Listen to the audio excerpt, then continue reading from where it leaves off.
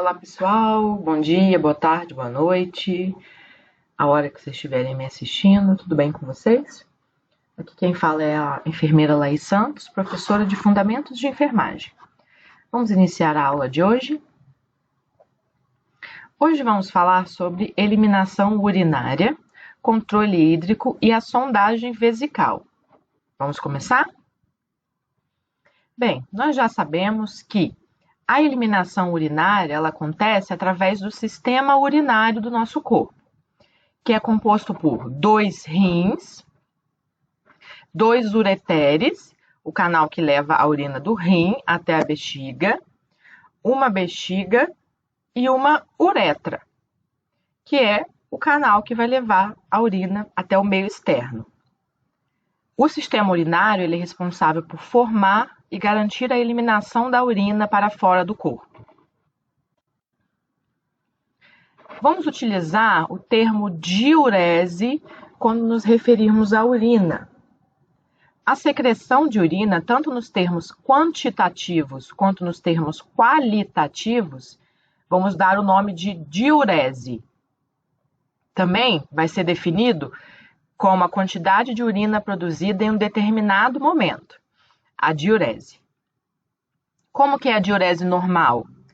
Do ponto de vista qualitativo e quantitativo, a diurese refere-se à composição da urina, água, íons, compostos orgânicos, todo o caminho que a urina faz até chegar ao seu destino final.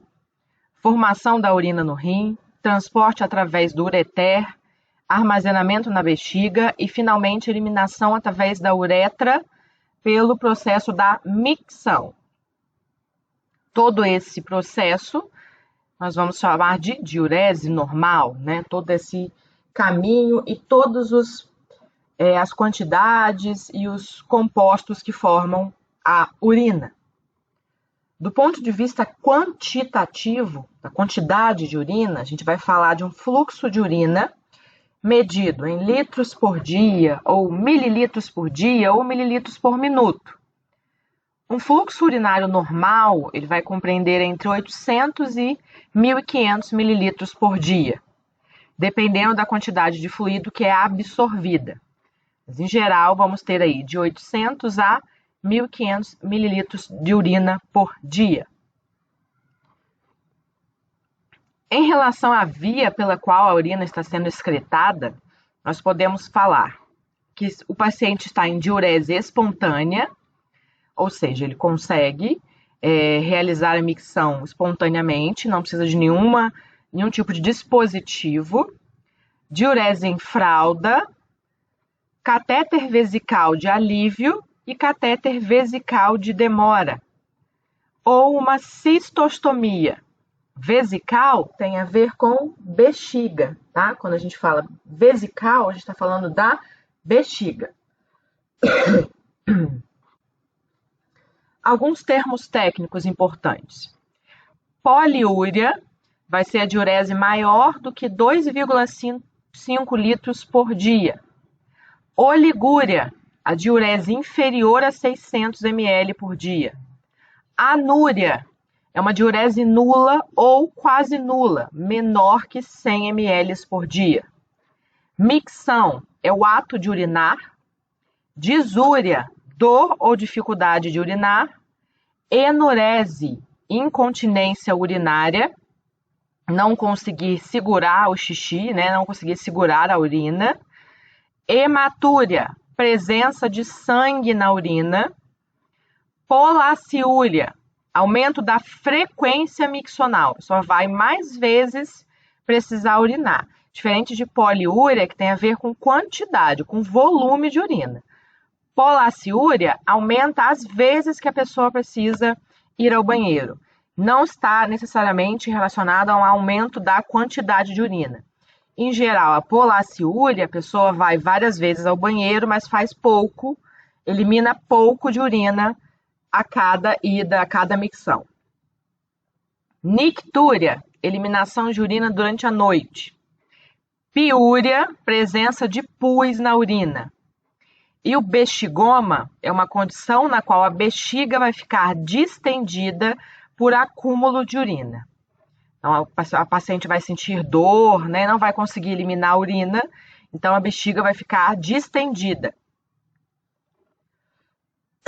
Então, aqui nós temos poliúria, aumento do volume urinário em 24 horas, oligúria, volume menor que 600 ml, nictúria, volume aumentado de urina durante a noite, piúria, pus na urina, hematúria, sangue na urina, colúria também, presença de bilirrubina na urina, vai ser a urina cor de Coca-Cola. Anúria, diminuição ou ausência da eliminação de urina durante um período de 24 horas. Então, nós temos aí menos de 100 ml dia. Ainda temos disúria, dor a urinar, enurese noturna, incontinência urinária à noite, incontinência urinária, eliminações involuntárias de urina, polaciúria, aumento da frequência das micções e retenção urinária, acúmulo de urina da bexiga, que vamos chamar também de bexigoma. Bem, alguns pacientes eles vão se encontrar impossibilitados de deambular até o banheiro para realizar a micção. Para isso, nós vamos utilizar alguns dispositivos urinários para auxiliar a realização da micção no leito. Aí nós temos o masculino e o feminino. Urinol, ou papagaio, ou compadre, né, que vão ser chamados, e o feminino, penico ou comadre. Esses dispositivos a gente vai levar até o leito, né, para que o paciente consiga realizar a eliminação urinária no próprio leito. Outros dispositivos que a gente tem para o sexo masculino, nós temos esse dispositivo de incontinência urinária, que ele é um coletor de urina externo. É um dispositivo minimamente invasivo, né, não é invasivo. A gente vai colocar esse dispositivo ao redor do pênis como se fosse um preservativo. Porém, ele tem um cano de drenagem que vai levar a urina até esse coletor. Ele recebe vários nomes, podemos chamar de Jontex, Uropen, Uripen. Ele assemelha-se a um preservativo e vai conduzir a urina até o coletor. Ó, aqui nós temos a imagem dele, né? Ele tem vários tamanhos para se adequar ao tamanho do pênis. Se ficar muito largo, ele vai vazar a urina. E se ficar muito apertado, ele pode causar interrupção do fluxo sanguíneo para o pênis, que pode causar lesões. Então, aqui nós temos alguns tamanhos diferentes. E ele é como se fosse um preservativo. E ele tem esse canal de drenagem por onde a urina vai ser conduzida até a bolsa coletora. Como que a gente vai né? Vai fazer a colocação desse dispositivo. A gente empurra a pele do prepúcio de volta para a cabeça do pênis, vamos limpar, né? Se estiver sujo, vamos fazer a higienização, desenrolar o dispositivo, deixando algum espaço livre na ponta do pênis para drenar a urina, colocar um esparadrapo ou micropore frouxo em torno do preservativo, né? Do Jontex, de forma que grude em si próprio. Ó, vamos colocar por cima. Desenrolar de volta até cobrir o esparadrapo. Aplicar uma segunda tira de micropor, esparadrapo especial, metade da camisinha e metade sobre a pele. Né? Então, aí a gente vai prender. É importante a gente saber que esse dispositivo tem que ser colocado frouxo, não pode apertar. Porque senão ele pode causar interrupção do fluxo sanguíneo para o pênis, o que pode levar até a amputação. Então, bastante cuidado ao utilizar esse dispositivo da forma que a gente vai fixá-lo. Tá? Nós temos aqui um vídeo sobre a colocação. Vou deixar disponível para vocês lá na plataforma de ensino, tá bom?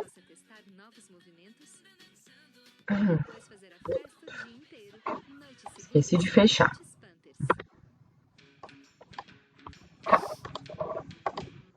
Vou deixar disponível lá na plataforma para vocês os vídeos de hoje, tá? Mas também terá nos slides, você poderá clicar lá em cima do link do YouTube e vai ter o vídeo. E aqui nós temos um POP de como utilizar esse dispositivo de incontinência urinária de forma correta. A diurese em fralda, né? Alguns pacientes eles necessitam do uso de fralda para reter as eliminações urinárias. Nesse caso, devemos redobrar a atenção às lesões de pele. O contato da pele com a urina e com as fezes na fralda, ele causa lesões conhecidas como dermatites por fralda. Então, aqui nós temos uma vermelhidão, aí podemos ter infecções secundárias nesse local. Então, as fraldas elas devem ser trocadas de 2 em 2 horas para os pacientes e sempre que estiverem molhadas, sujas, porque elas vão causar, se estiverem sujas e mantidas em contato com a pele, elas vão causar dermatites por fralda, que são lesões bastante desagradáveis, com bastante dor, e podem ser infectadas e causar uma lesão ainda pior. Nós temos aqui um POP, né, de como trocar a fralda de uma pessoa acamada, e orientações de prevenção por dermatite por fralda. Vamos dar uma olhada?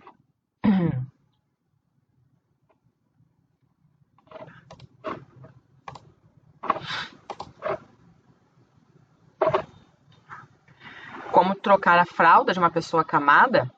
A gente vai descolar a fralda e limpar a região genital com gases ou lenços umedecidos, retirando a maior parte da sujeira da região genital em direção ao ânus para evitar infecções urinárias. Dobrar a fralda para que fique com a parte externa limpa e virada para cima. Virar a pessoa para um dos lados da cama. Limpar novamente a região do glúteo e a região anal com outra gaze molhada. Retirar a fralda suja e colocar uma limpa em cima da cama encostada no bumbum, na região do glúteo. Secar a região genital e a região anal com uma gaze seca. Passar uma pomada para assadura, conforme a prescrição. Virar a pessoa para cima da fralda limpa e fechá-la, tendo atenção para não ficar muito apertada, tá? Nós temos aqui também o vídeo no YouTube, que vai ser disponibilizado lá no material impresso para vocês. Só clicar aqui nesse link, que vocês vão seguir para um vídeo no YouTube de como fazer a colocação da fralda numa pessoa acamada.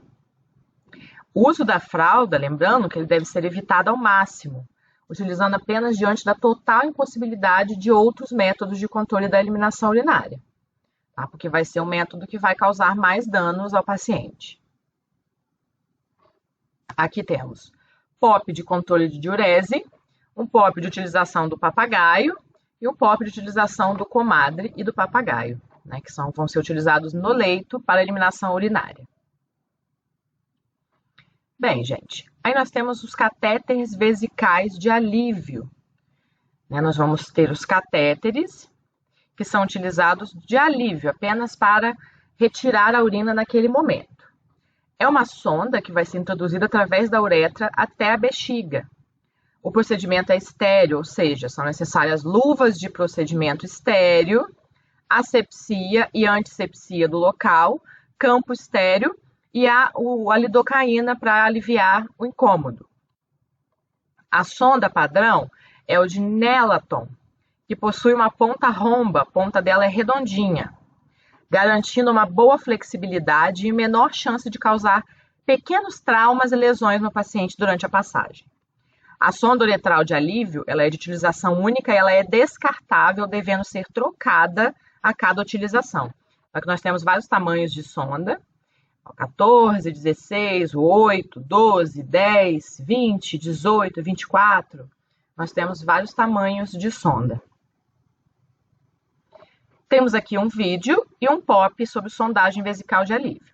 Lembrando que a sondagem vesical ela é feita apenas pelo profissional enfermeiro, ok? Os profissionais técnicos eles não têm respaldo do Corém para a realização de sondagem de pacientes. Quais as indicações do catéter vesical de alívio? Para bexigoma, como nós já sabemos, a retenção urinária na bexiga. A gente vai usar para esvaziar o conteúdo da bexiga. Para análise de urina, para a gente coletar a urina de forma estéril, quando a gente quer fazer uma urocultura, por exemplo. No pré-operatório, quando é necessário esvaziar a bexiga. No pós-operatório, para quantificar a diurese ou evitar a retenção urinária. Diversos procedimentos operatórios, eles acabam gerando retenção urinária devido à anestesia. Então, o paciente não vai conseguir eliminar a urina. Então, vai ser necessário a sondagem de alívio para retirar essa retenção urinária que está na bexiga do paciente. Administração de medicamentos intravesicais, alguma infecção, por exemplo, a gente pode usar a sonda para administrar medicamentos diretamente dentro da bexiga. Alguns pacientes, eles têm problema de urinar espontaneamente devido a alguns problemas neurológicos. Por exemplo, é uma doença que a gente fala de bexiga neurogênica. Devido a problemas neurológicos, a pessoa não consegue urinar espontaneamente. Esses pacientes, eles vão utilizar essa técnica de sondagem diariamente, às vezes algumas vezes ao dia, para esvaziar a bexiga, de 4 em 4 horas, de 6 em 6 horas, de acordo com a orientação do médico. Então, esses pacientes, eles são treinados e eles mesmos realizam o processo de esvaziar a bexiga com a sonda vesical de alívio. E o catéter vesical de demora?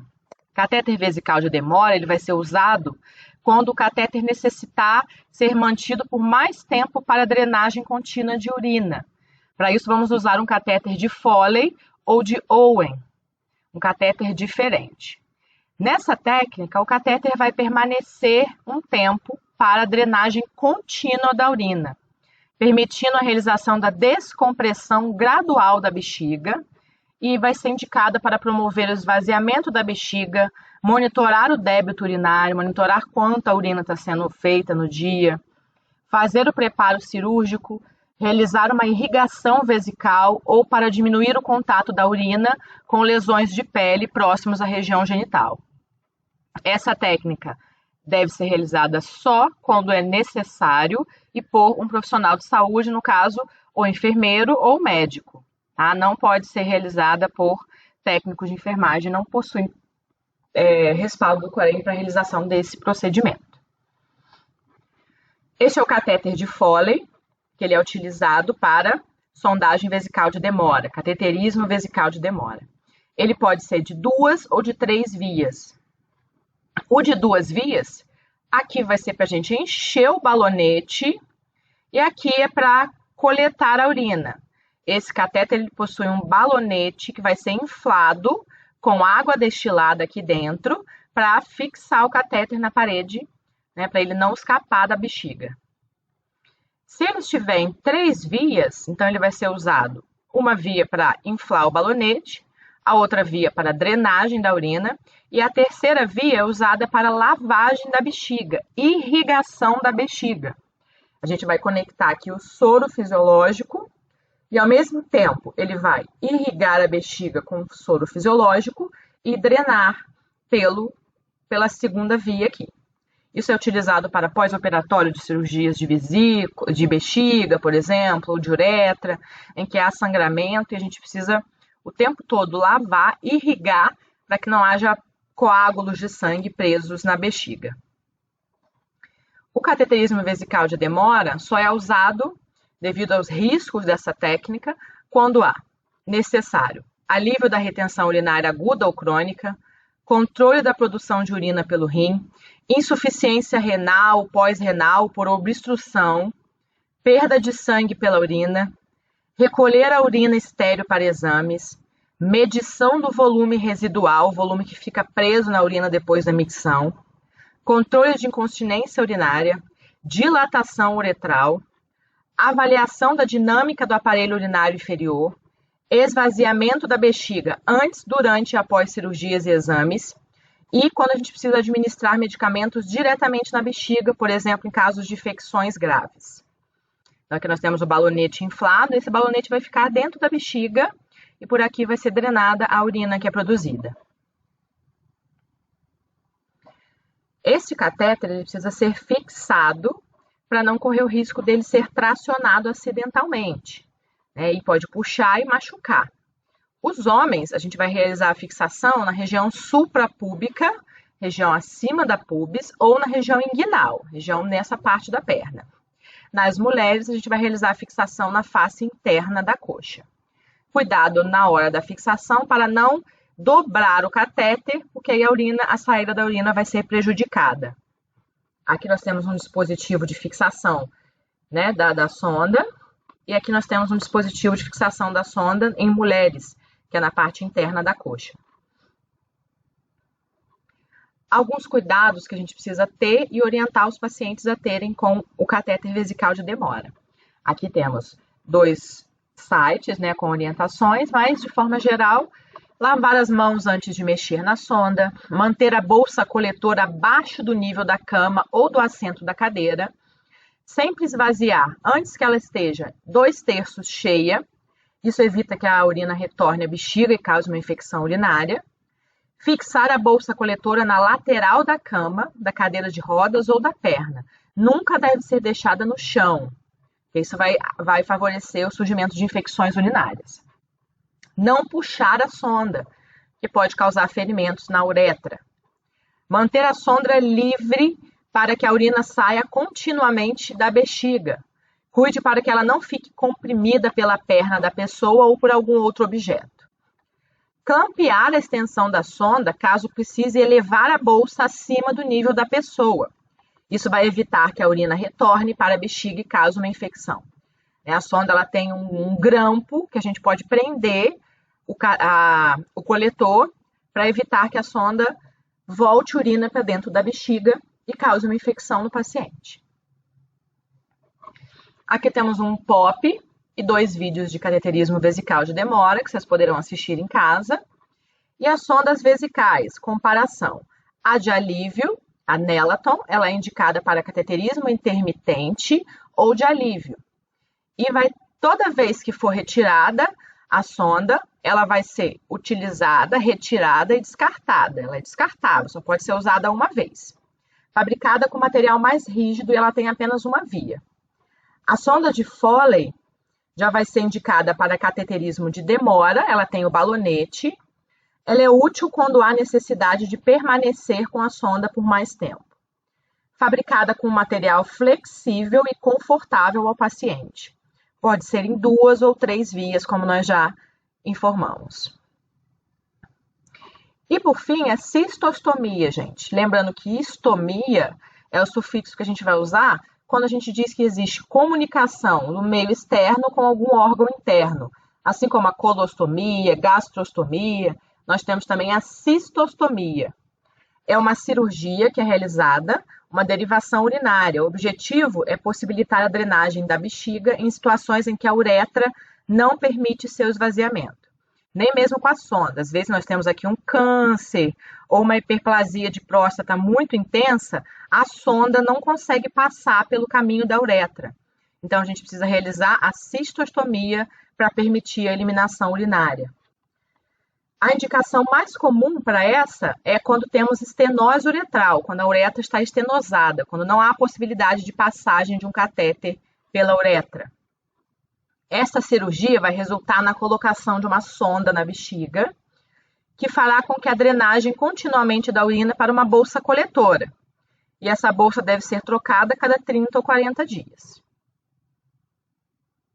Muito obrigada pela atenção, gente. Assistam os vídeos.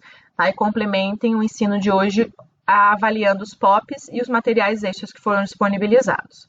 Para a presença da aula, teremos a atividade que será colocada em link junto com a aula de hoje. Um bom final de semana para todos, grande abraço e até a próxima!